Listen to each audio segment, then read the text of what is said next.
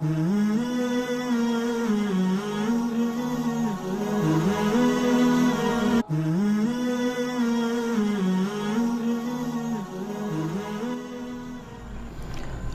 رب العالمین والعاقبۃ للمتقین والصلاۃ والسلام علی سید الانبیاء والمرسلین اما بعد۔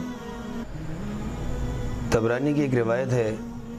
جسے شیخ البانی رحمہ اللہ صحیح میں بھی لے کر آئے ہیں۔ عبداللہ رضی اللہ تعالیٰ عنہ فرماتے ہیں کہ قال رجل، ایک شخص آیا اللہ کے نبی صلی اللہ علیہ وسلم کی خدمت میں عرض کرنے لگا، یا رسول اللہ صلی اللہ علیہ وسلم کیف لی ان اعلم اذا احسنت، مجھے کیسے پتہ چلے گا کہ جب میں کوئی نیکی کروں مجھے معلوم ہو جائے کہ یہ نیکی کا کام ہے؟ تو رسول اللہ صلی اللہ علیہ وآلہ وسلم نے اس کو طریقہ بتایا کہ تم کیسے معلوم کرو گے کہ جو کام تم نے کیا ہے یہ نیکی کا کام ہے؟ فرمایا اذا سمعت جیرانک یقولون احسنت فقد احسنت، جب تمہارے پڑوسی تمہارے اس کام کے بارے میں یہ گواہی دے کہ تم نے اچھا کام کیا تو وہ اچھا کام ہے، اور جب تمہارے پڑوسی اس کام کے بارے میں کہیں کہ تم نے برا کام کیا تو واقعی تم نے برا کام کیا۔ اس حدیث سے اندازہ ہوتا ہے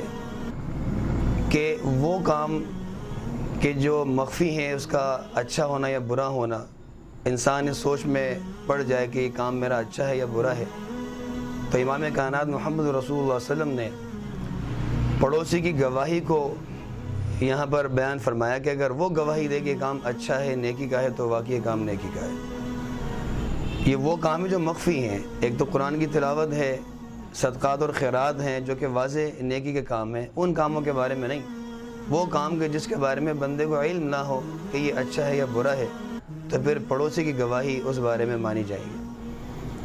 اس حدیث سے پڑوسیوں کی اہمیت کا بھی اندازہ ہوتا ہے کہ نبی صلی اللہ علیہ وآلہ وسلم نے پڑوسیوں کا کس قدر خیال رکھا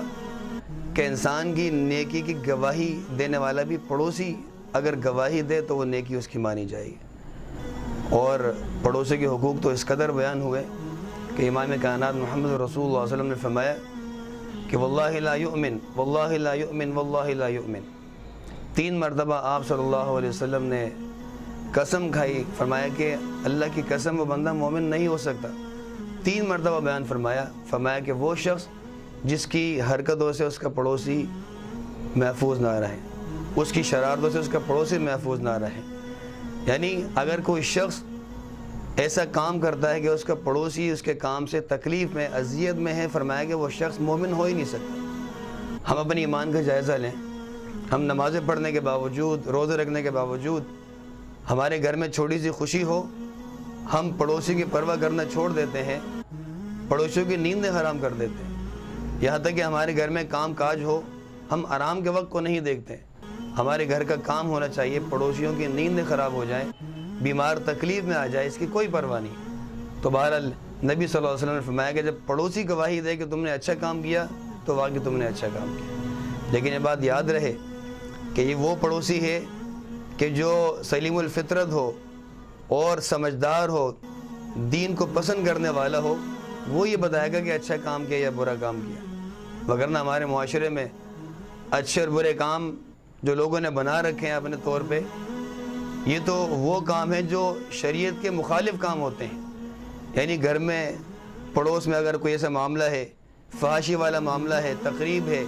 اب موسیقی کا پروگرام ہے، آپ نے اس کام میں اس کے ساتھ تعاون کیا، وہ کہے گا آپ نے اچھا کام کیا، تو یہ وہ کام نہیں ہے، بلکہ آپ کا پڑوسی جو گواہی دے رہا ہے وہ سلیم الفطرت ہونا چاہیے اور وہ سمجھدار، دین کی سمجھ بوجھ رکھنے والا ہونا چاہیے، پھر اس کی گواہی اللہ کے مقبول ہے۔ تو بہرحال انسان اچھائی اور برائی کو سمجھ سکتا ہے اپنے پڑوسی کے تاثرات جاننے کے بعد۔ اللہ تعالی ہم سب کو اس حدیث پر عمل کرنے کی توفیق عطا فرمائے۔ وما علینا الا البلاغ المبین۔